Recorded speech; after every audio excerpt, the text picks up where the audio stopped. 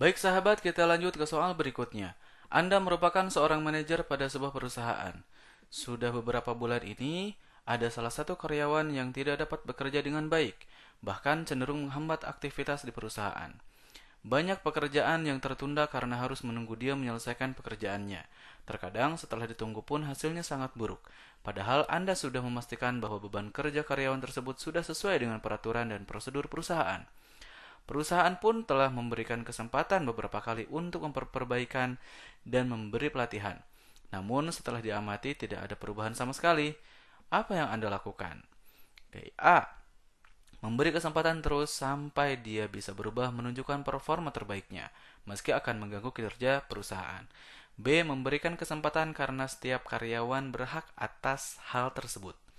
C. Terpaksa mencari penggantinya agar kinerja perusahaan kembali membaik.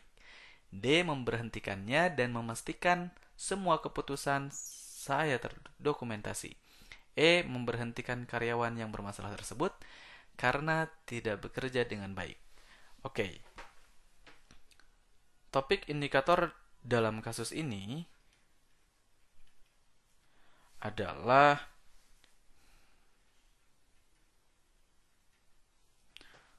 kemampuan menggerakkan dan mengkoordinir orang lain. Leadership ya. Kemampuan menggerakkan dan mengkoordinir orang lain.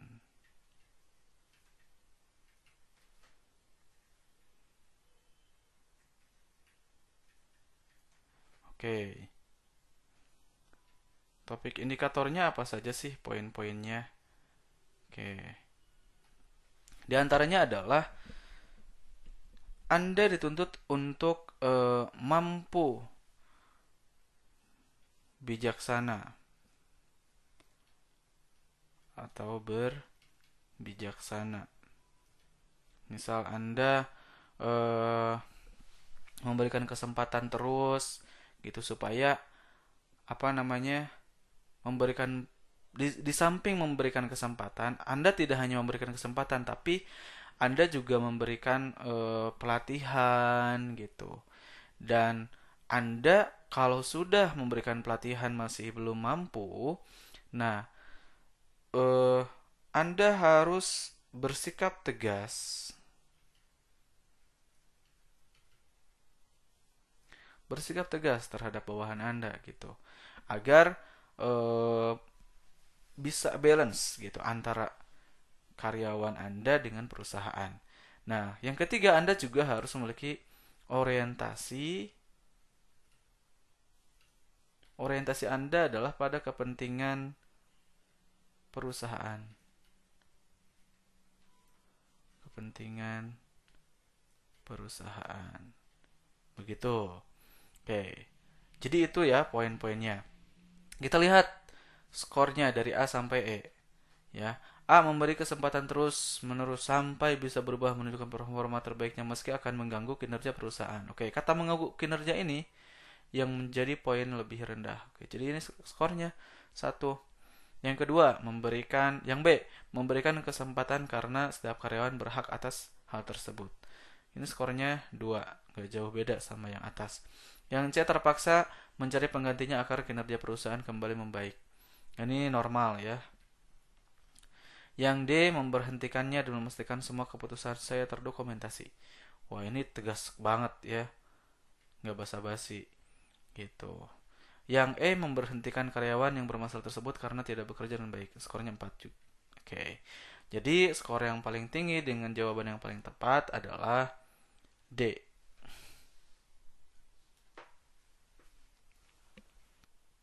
Baik sahabat, kita lanjut ke soal berikutnya.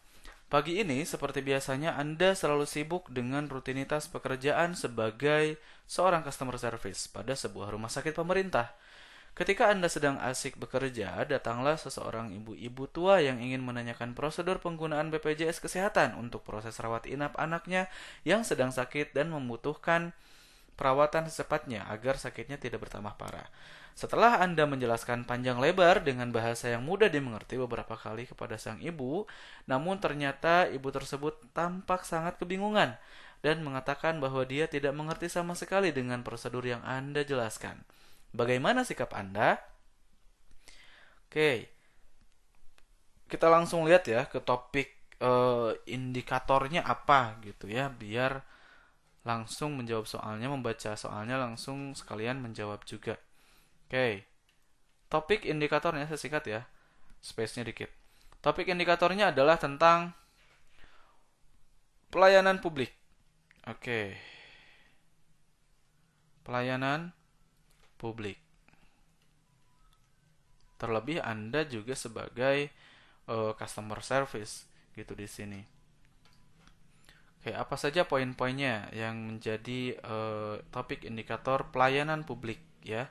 Karena Anda di ASN sejatinya adalah Anda sebagai pelayanan publik sebetulnya, gitu. Oke, apa saja sih indikatornya? Itu. Yang pertama kita harus tanggap atau Anda harus tanggap terhadap masalah. Kemudian Anda harus menjadi bagian dari solusi atau secara sifatnya disebut solutif terhadap permasalahan yang ada. Kemudian Anda eh, harus mampu menjelaskan ya, mampu melayani, menjelaskan dengan detail mengenai prosedur kerja itu apabila ada yang tidak mengerti. Oke, kita lihat nih kasusnya kan ada ibu-ibu tua yang nanyain tentang prosedur tapi Anda tuh udah jelasin detail tapi masih belum ngerti gitu. Bagaimana tanggapan Anda? Nah, yang A, menjelaskan secara pelan-pelan dengan bahasa yang mudah dipahami oleh ibunya agar dia tahu maksud dari apa yang Anda jelaskan. Ini skornya 2. Kenapa? Kenapa kok menjelaskan secara pelan-pelan? Oke, makanya skornya 2. Oke, W, menjelaskan dengan sabar sembari mengajak sang ibu untuk tenang terlebih dahulu. Gitu ya. Kemudian agar lebih fokus ketika Anda menjelaskan, jika masih kebingungan Anda membantu ibu tersebut untuk proses pengurusannya gitu ya, diurus sendiri. Wah, ini skornya 1. Itu seolah-olah kayak ngurus sendiri. Ya, urusannya sendiri gitu. Yang C, menjelaskan secara perlahan tahapan demi tahapan yang harus dilakukan tersebut dengan bahasa yang santun gitu. Oke, ini normal. Skornya 3. D, meminta sang ibu untuk memanggil salah satu anggota keluarganya agar Anda bisa menjelaskan hal tersebut kepada yang lain. Oke, ini ideal ya. Cerdas. Skornya 5. Yang E, skornya 4 ya. Jadi, skor yang paling tepat atau skor yang paling tinggi dengan jawaban yang paling tepat adalah D, memintanya sang ibu untuk memanggil salah satu anggota keluarganya agar Anda bisa menjelaskan hal tersebut kepadanya. Gitu. Karena kalau yang A, B, C itu membuang-buang waktu gitu. Sedangkan ini butuh penanganan lebih cepat gitu. Oke. Baik sahabat, kita lanjut ke soal berikutnya. Beberapa minggu lalu, atasan Anda pernah memberitahu Anda bahwa dia mempunyai jadwal untuk bisa menandatangani kontrak dengan beberapa klien. Nah, klien ini orang klien baru dalam beberapa minggu ke depan untuk pengembangan perusahaan. Namun tampaknya atasan Anda lupa akan hal tersebut karena terlalu sibuk mengurusi banyak hal dan sering tidak berada di kantor karena pergi keluar kota. Sebagai seorang asisten yang akan Anda lakukan adalah A, mengingatkan atasan bahwa punya rencana untuk bertemu klien. Kemudian yang B, membuat rencana pertemuan dan memberitahu atasan untuk disetujui. Yang C, membuat rencana pertemuan dengan klien atasan dan memberitahukannya. D, memberitahu atasan bahwa dia harus bertemu klien untuk urusan bisnis dalam waktu dekat. E, menunggu atasan membicarakannya lagi, lalu baru melakukan persiapan pertemuan. Oke, langsung ke topik indikator. topik indikatornya tentang apa? Nah, topik indikatornya adalah tentang kreativitas dan inovasi.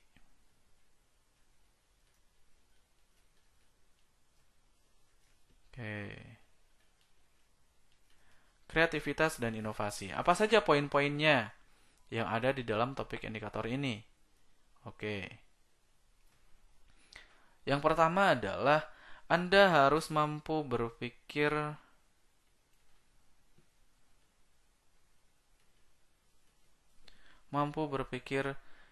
imajinatif. Maksud imajinatif itu dalam mencari solusi, ya. Anda harus dalam mencari jalan keluar, ya. Harus berimajinasi supaya eh, masuk ke si kreatif ini dan inovasi. Jelas Anda juga mampu berpikir kreatif gitu. Gitu supaya semuanya berjalan dengan baik. Kemudian eh, Anda juga dituntut untuk mampu berinisiatif gitu. Jadi kita lihat ya, yang A sampai E mana skor yang paling tinggi? Yang A mengingatkan atasan bahwa punya rencana. Oke, ini normal ya, ditelepon atau dihubungi. Skornya 3. Yang B membuat rencana pertemuan dan memberitahu atasan untuk disetujui. Nah, jadi ini inisiatif nih. Anda membuat, kan Anda tahu atasan Anda sibuk nih, takut lupa atau apa, dan ketika lupa Anda membuat rencana pertemuan nih sebelumnya dan memberitahu atasan untuk disetujui gitu supaya si atasan juga tahu, wah saya ada pertemuan, oke, antara jadwal saya yang diubah atau ada rencana dengan klien yang harus di reschedule gitu. Itu inisiatif yang bagus. Itu yang C, membuat rencana pertemuan dengan klien atasan dan memberitahukannya, ini bagus juga. Kalau ini ke kliennya langsung gitu, supaya ada kejelasan waktu ya. Kemudian dia memberitahu atasan bahwa dia harus bertemu klien. Wah ini apa ya? Nggak apa-apa sih, cuman kurang enak aja gitu, kurang etis aja. Yang menunggu atasan membicarakannya lagi lalu baru melakukan persiapan pertemuan. Ini lama ya, kelamaan nanti kliennya kabur. Oke, jadi jawaban yang paling tepat dengan skor yang tinggi adalah B. Baik sahabat, kita lanjut ke soal berikutnya. Rekan tim kerja Anda dimarahi oleh atasan pada saat mengumpulkan tugas tim karena sudah telat beberapa menit mengumpulkan tugasnya. Hal ini disebabkan karena rekan Anda tersebut harus mengassembly pekerjaan tersebut terlebih dahulu sebelum dikumpulkan. Ditambah lagi, semua rekan anggota tim mengumpulkan tugas pribadi mereka juga terlambat. Sehingga rekan Anda yang bertugas untuk mengassembly setiap pekerjaan jadi tidak menyelesaikan pekerjaannya tepat waktu. Sikap Anda adalah A. Mendengarkan saja rekan Anda dimarahi. Setelah itu memberikan semangat untuk tidak dimasuki ke hati. Kemudian yang B. Meminta maaf kepada teman Anda karena keterlambatan. Ini juga disebabkan oleh anggota tim yang lain. Kemudian C. Mengakui kesalahan kepada atasan jika Anda juga turut berkontribusi pada masalah tersebut. D. Mengakui kesalahan kepada teman Anda dan berjanji tidak akan mengulanginya. Yang E. Mengajak rekan Anda untuk membicarakannya dan menghiburnya rekan yang dimarahi atasan tersebut. Baik, topik indikator yang ada pada soal ini adalah tentang integritas diri. Oke. Oke, pada dasarnya di dalam topik indikator integritas diri ini kita dituntut beberapa hal, ya. Oke, kriterianya adalah bertanggung jawab. Bertanggung jawab. Oke, yang kedua adalah berlaku jujur.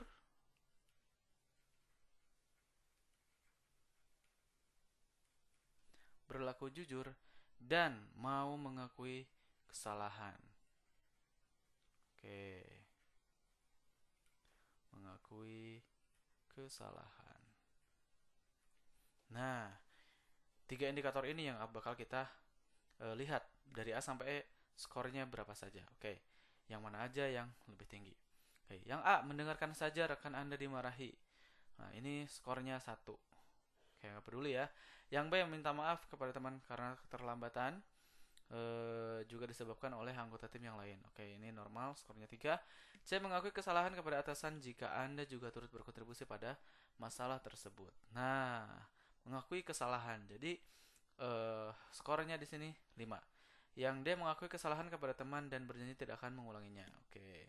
Ini skornya 4. Kenapa ini 4? Karena ada minusnya, yaitu berjanji. Jadi berjanji itu sebenarnya nggak kurang bagus ya.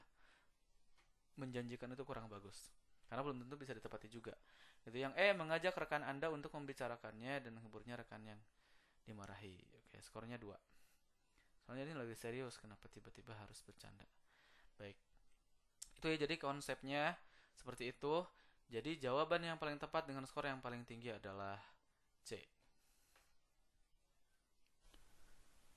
Baik sahabat, kita lanjut ke soal berikutnya. Teknologi informasi saat ini sangat berkembang pesat dan sangat bermanfaat untuk mempermudah penyampaian informasi di perusahaan Anda. Tetapi di samping manfaat ternyata juga banyak hal negatif yang ditimbulkan oleh penggunaan teknologi informasi tersebut. Salah satunya adalah dapat disalahgunakan oleh karyawan Anda untuk hal-hal yang bertentangan dengan tujuan perusahaan. Hal ini tentu akan memberikan dampak yang buruk pada perusahaan Anda jika dibiarkan begitu saja. Bagaimana sikap Anda sebagai seorang pemimpin di perusahaan tersebut? A. Mempelajari teknologi informasi tersebut kemudian menerapkan pada perusahaan. B. Menerapkan pada perusahaan untuk memudahkan komunikasi dan informasi antara departemen. C. Membuat batasan-batasan pada teknologi informasi tersebut agar tidak disalahgunakan, kemudian menerapkannya pada perusahaan. Dia akan mempelajari membuat batasan-batasan kemudian menerapkan pada perusahaan. E. Mencari informasi tentang cara penggunaan teknologi informasi tersebut dan bagaimana membuat batasan dan menerapkan pada perusahaan. Baik,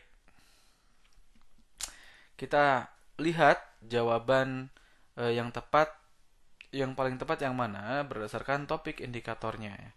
Oke, kalau nanya dari mana sih topik indikator ini? Topik indikator ini adanya di dalam pembahasan yang berdasarkan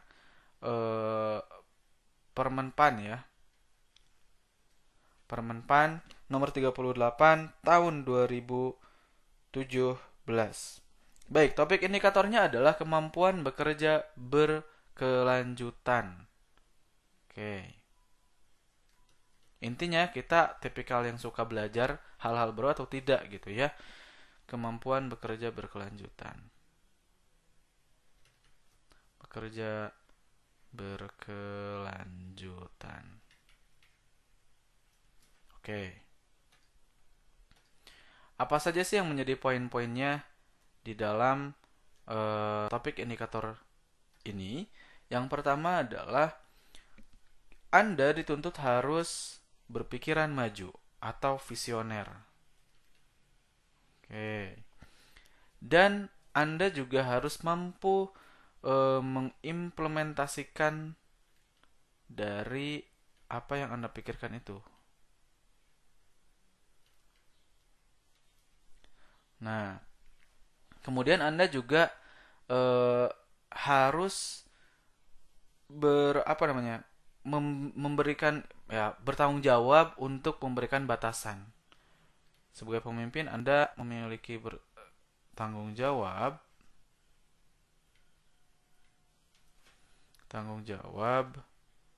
untuk membuat batasan mengenai teknologi informasi tersebut gitu ya. Kita lihat dari A sampai E mana yang skornya tinggi. Oke. A. Mempelajari teknologi informasi tersebut kemudian menerapkan pada perusahaan. Ini skornya 2. Yang B. Menerapkan pada perusahaan untuk memudahkan komunikasi antar departemen. Ini skornya 1. Kenapa 1? Karena di sini kan kasusnya adalah banyak karyawan yang menyalahgunakan si teknologi dan informasi ini kan di kantor gitu. Yang C. Membuat batasan-batasan pada teknologi tersebut agar tidak disalahgunakan.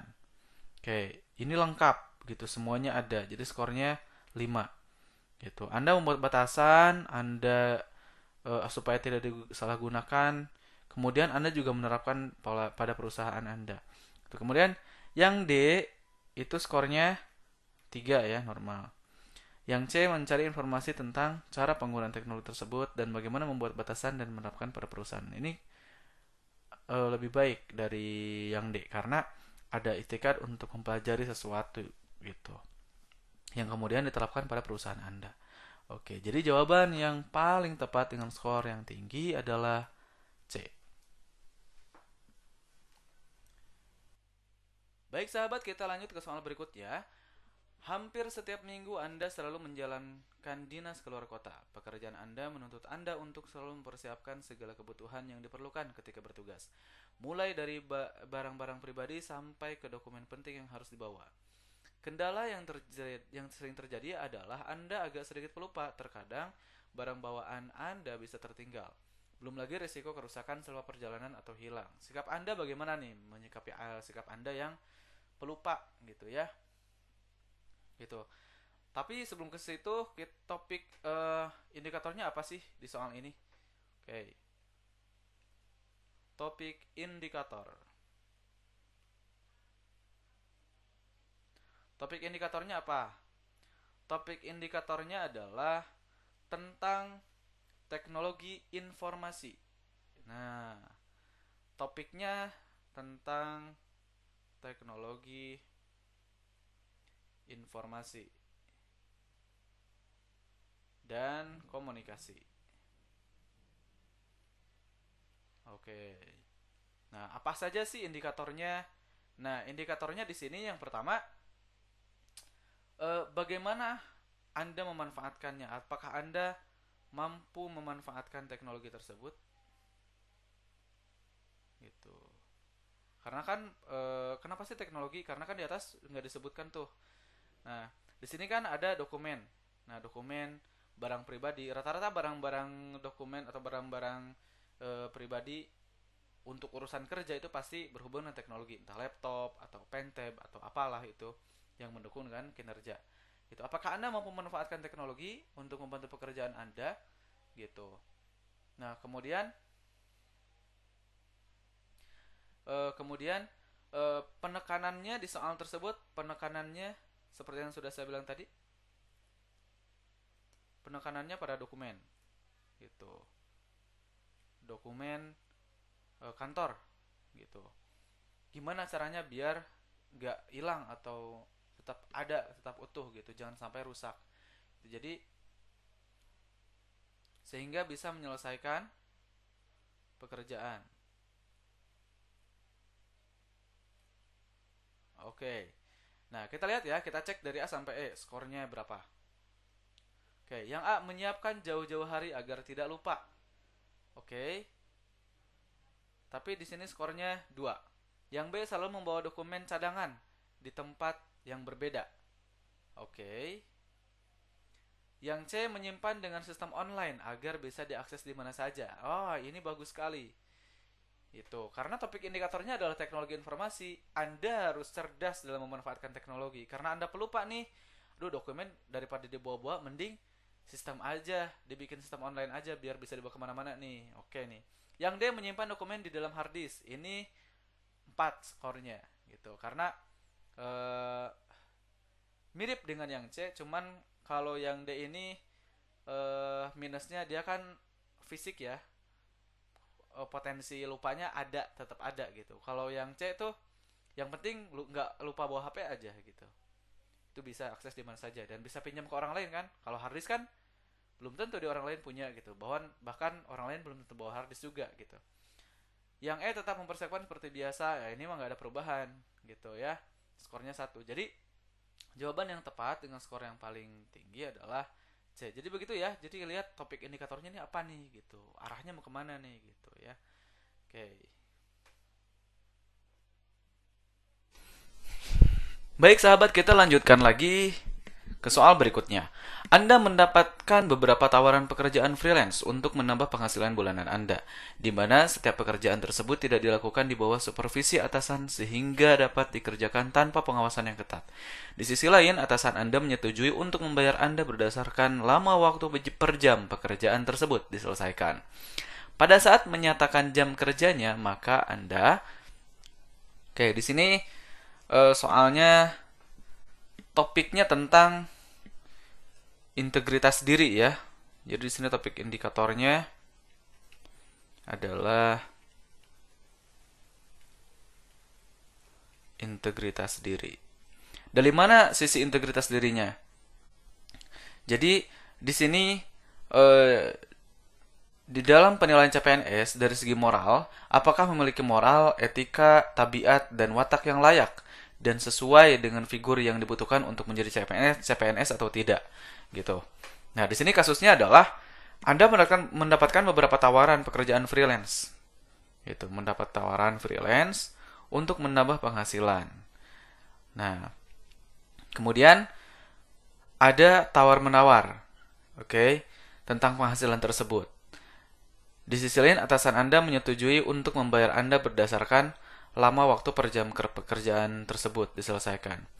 Pada saat menyatakan jam kerjanya, nah, bagaimana sikap Anda? Gitu. Intinya itu pertanyaannya. Oke. Yang A, menyatakan durasi waktu pengerjaan yang tepat untuk mengerjakannya. Oke. Yang B, dengan segala kerelaan memberikan kelonggaran waktu yang sedikit panjang untuk mengerjakannya. Oke. Nilainya yang A itu 5. Oke, kenapa? Karena di sini Anda memiliki pendirian. Di sini Anda memiliki integritas terhadap diri Anda tentang durasi waktu pengerjaan yang tepat untuk mengerjakannya. Artinya Anda memiliki kejujuran